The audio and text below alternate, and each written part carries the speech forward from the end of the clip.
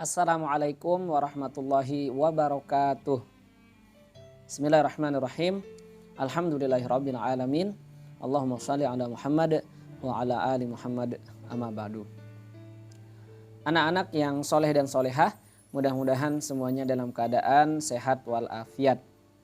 Senang sekali Ustadz bisa kembali membersamai antum semua untuk belajar PABP, dan kali ini masih di pelajaran ketiga, cita-citaku menjadi anak soleh. Adapun tujuan pembelajaran kita setelah antum menyimak materi kita pada kesempatan kali ini, maka diharapkan dapat memahami dan menjalankan sikap hormat dan patuh kepada orang tua. Oke. Apa sih ciri-ciri anak soleh? Sebelumnya kita sudah membahas banyak sekali ciri-ciri anak soleh itu. Di antaranya rajin sholat, pandai mengaji Al-Quran, berdoa kepada Allah, berpuasa, berinfak sedekah, menutup aurat, dan lain sebagainya. Termasuk juga jujur yang sudah kita bahas. Nah, salah satunya lagi ciri anak yang soleh adalah hormat dan patuh kepada orang tua. Setiap kita pasti mempunyai orang tua. Tidak mungkin dong kita tiba-tiba lahir atau muncul begitu saja dari dalam batu atau mungkin keluar dari pohon. Tidak. Tapi kita pasti punya orang tua. Ada ayah, ada ibu. Maka ketika kita hormat dan patuh kepada mereka, itu adalah sebuah kewajaran dan pasti akan membahagiakan kedua orang tua kita. Bagaimana tidak? Anaknya patuh, anaknya hormat, tentu orang tuanya bahagia. Mengapa sih kita harus membahagiakan orang tua? Kenapa ya kira-kira? Yuk kita renungkan anak-anak. Ibu kita mengandung kita 9 bulan 10 hari dengan kandungan yang semakin membesar, semakin berat, dibawa kemana-mana. Tidak ada tuh ke pasar ditinggal dulu, atau mau mandi ke kamar mandi dititipin dulu, nggak bisa, dibawa kemana-mana. Bayangkan kalau antum saja ditaruh kelapa di perutnya kemana-mana pasti berat, tidak sanggup kita. Belum lagi melahirkan, mempertaruhkan nyawa. Setelah itu menggendong kita kemana-mana tanpa bosan, tanpa mengeluh, sambil mengenalkan Allah kepada kita. Mengajari kita mengaji, membaca dengan sabarnya. Bahkan sampai kita dewasa pun ibu kita masih menyayangi kita, memberikan nasihat-nasihat, mendoakan dan lain sebagainya. Begitu juga ayah, bekerja siang malam untuk menghidupi kita dan membiayai sekolah kita.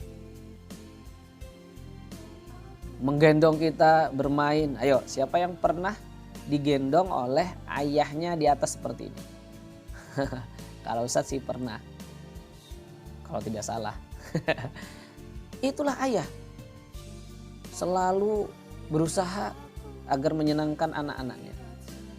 Dan tak lupa ayah kita dengan sabar menasehati kita agar menjadi anak yang soleh dan taat kepada Allah Subhanahu wa Ta'ala.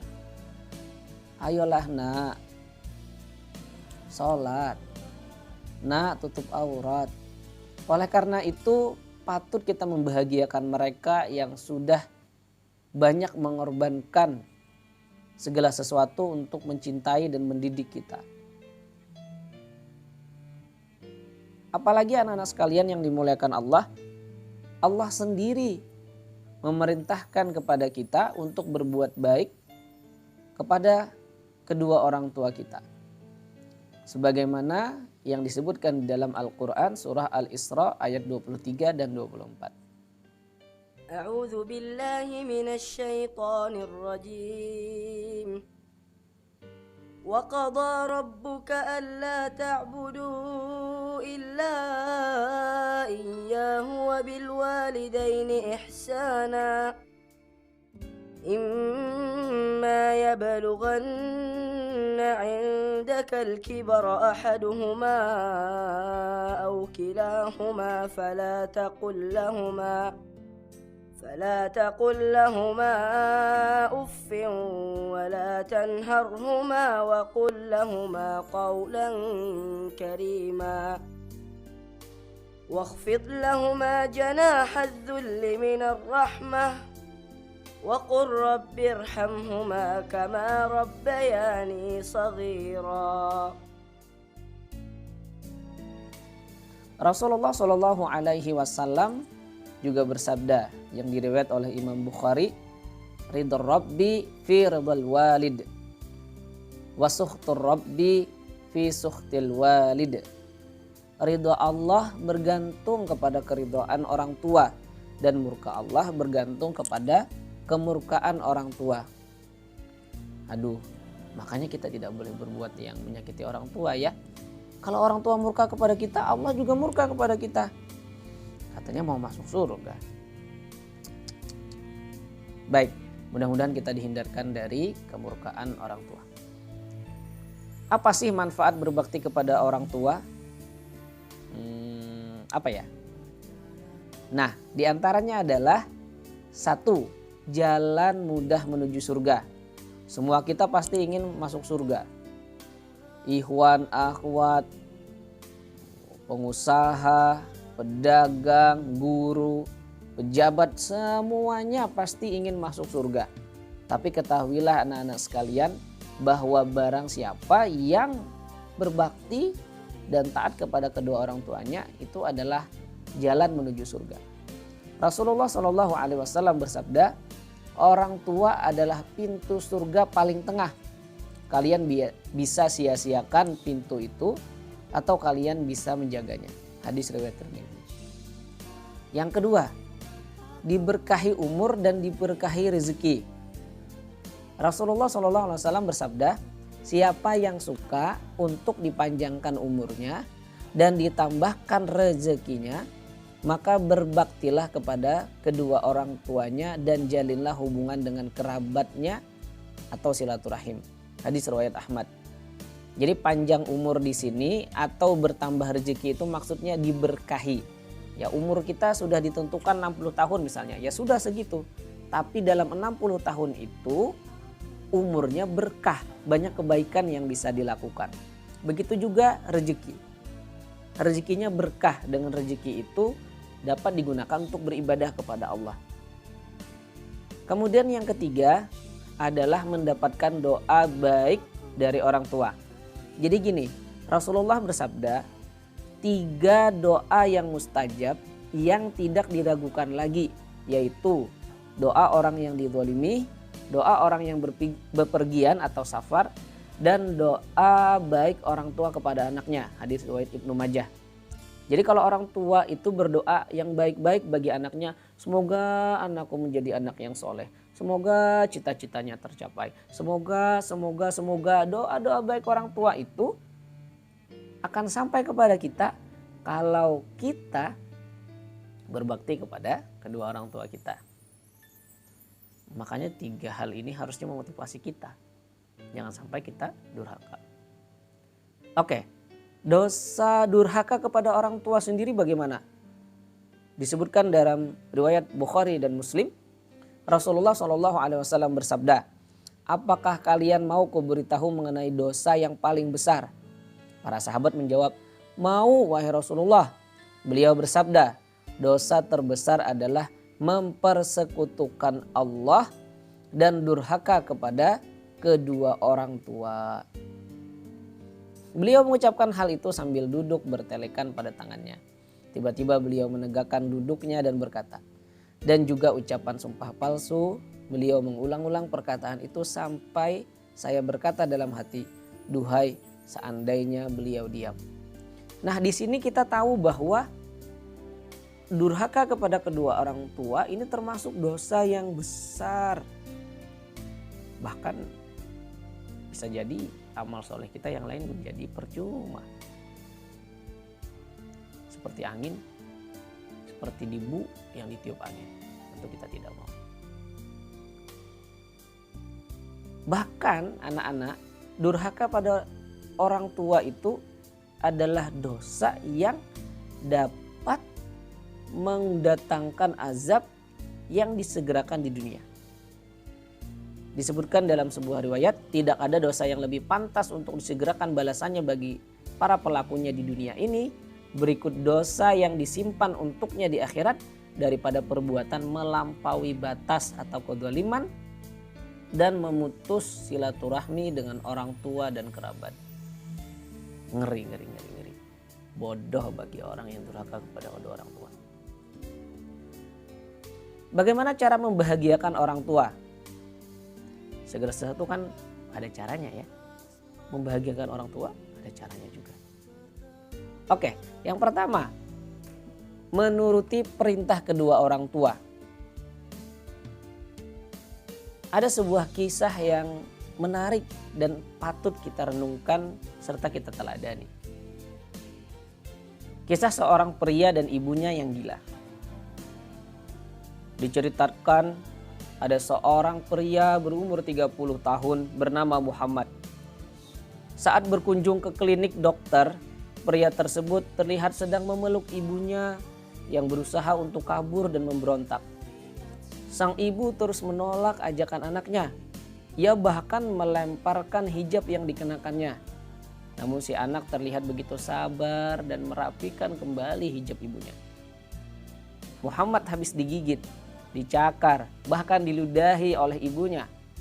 Namun ia tetap tersenyum, sabar, dan begitu hati-hati menghadapi sang ibu. Ketika masuk dalam ruang pemeriksaan, si ibu mulai bersikap aneh dan tertawa-tawa sendiri, berputar-putar di meja dokter. Kemudian dokter bertanya tentang identitas wanita ini. Muhammad menjawab dengan percaya diri. Dia adalah ibuku. Dia terlahir tanpa akal atau gila. Dokter tersebut terheran dengan jawaban pemuda ini. Ia lantas bertanya, lalu bagaimana dia bisa melahirkanmu?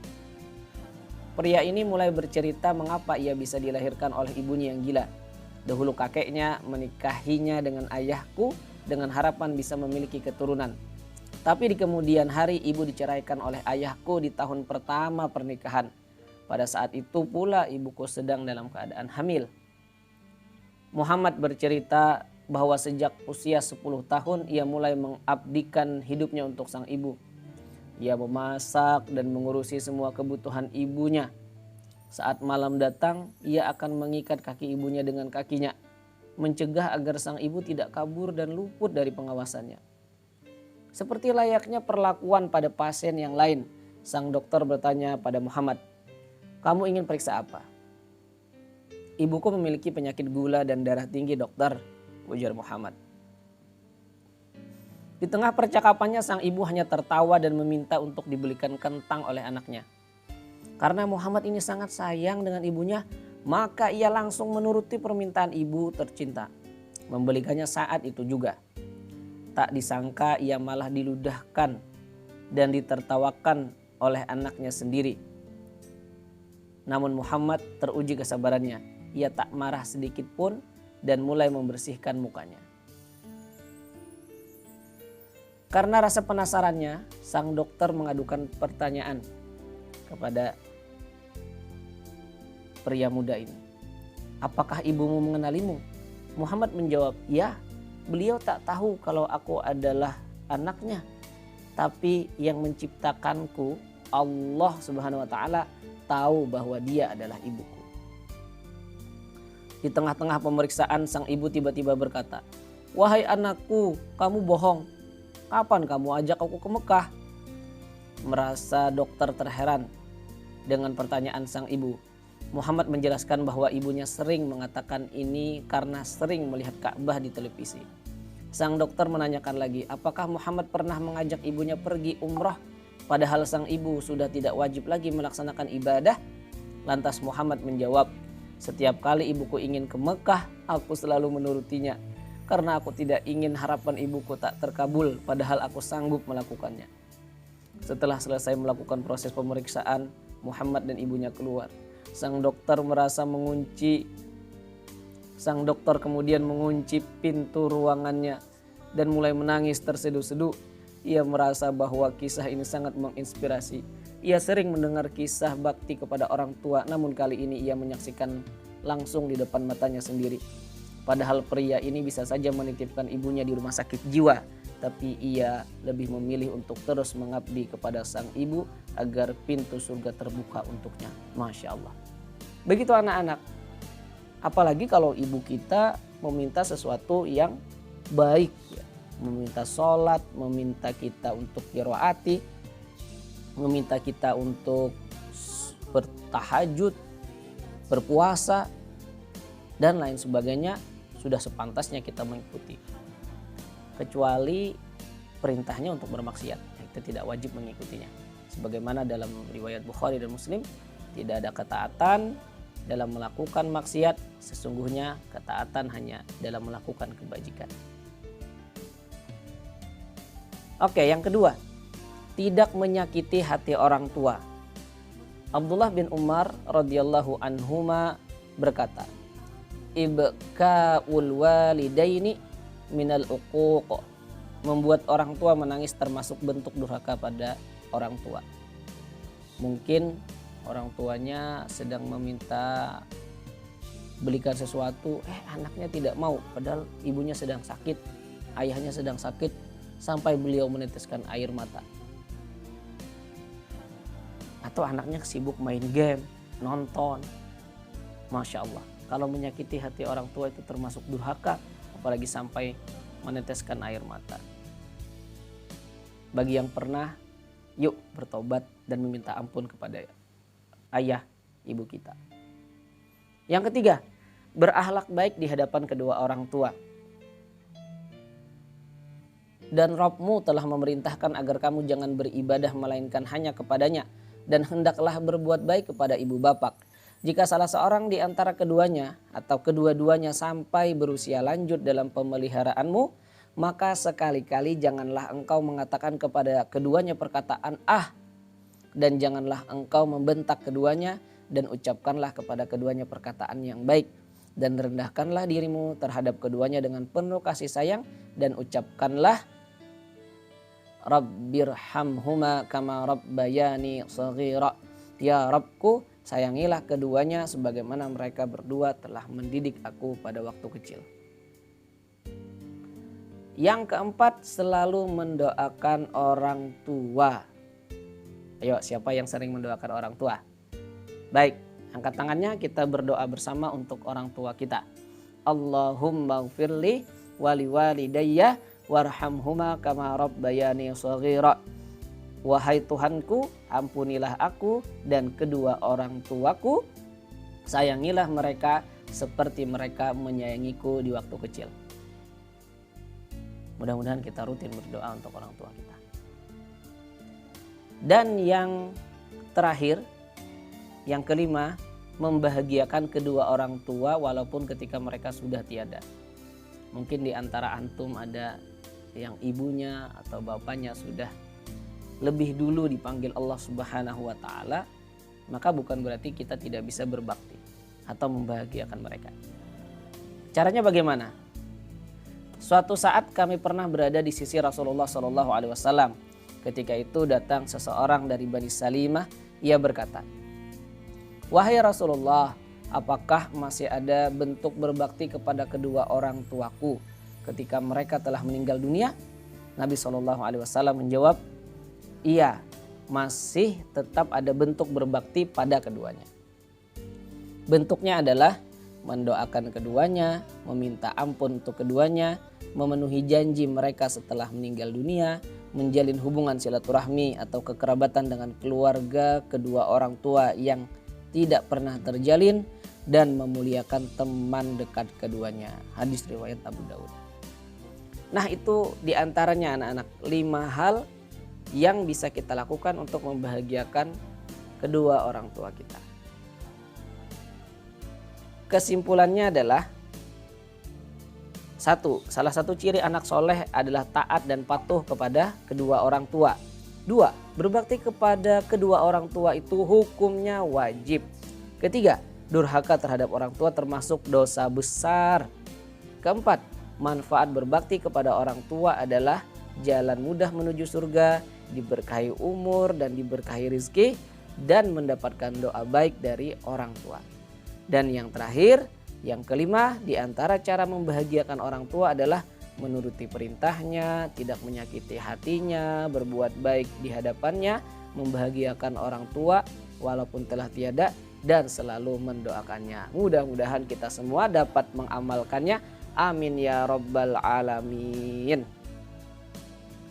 Wallahu a'lam bishawab. Alhamdulillah selesai. Semoga ilmunya berkah dan bermanfaat. Salah dan hilaf mohon dimaafkan ya anak-anak ya. Nah, sebelum Ustadz akhiri, ada tugas atau proyek amal soleh untuk antum di rumah, yakni proyek berbakti kepada kedua orang tua. Antum tuliskan di buku tulis antum seperti yang tertera di layar. Nanti diisi selama 7 hari atau 1 pekan. Yang pertama misalnya, 1, taat dan patuh perintah orang tua. Jika pada hari itu antum taat, antum centrang iya. Kalau tidak, antum centrang di tidak. Begitu seterusnya sampai nomor 10. Isilah sesuai dengan kenyataan yang antum lakukan. Bisa ya? Insya Allah bisa. Terakhir kita berdoa kepada Allah, ya Allah mudahkanlah hambamu ini untuk menjadi anak yang soleh dan berbakti kepada kedua orang tua. Amin ya Allah, amin ya rabbal alamin. Hanya Allah yang memberi kita taufik. Baik, kita cukupkan, kita akhiri dengan astaghfirullahaladzim, astaghfirullahaladzim, astaghfirullahaladzim. Subhanakallahumma wa bihamdika asyhadu an la ilaha illa anta astaghfiruka wa atubu ilaik. Wassalamualaikum warahmatullahi wabarakatuh.